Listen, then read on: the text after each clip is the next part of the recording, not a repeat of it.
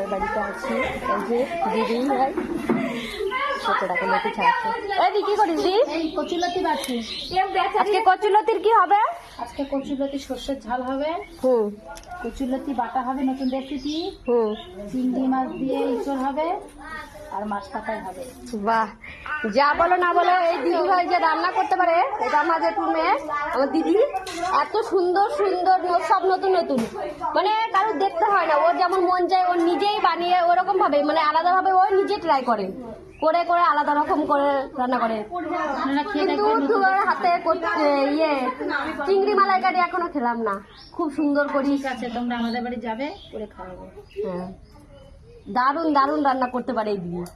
তোদের বাড়ি যে এসে কচুলতি খাইছিলাম, বেশ হলুদ হলুদ একটা কালার আসছিল ভাতের, মানে এত সুন্দর লাগছিল, সেই আমার বিয়ের আগে মনে পড়ে।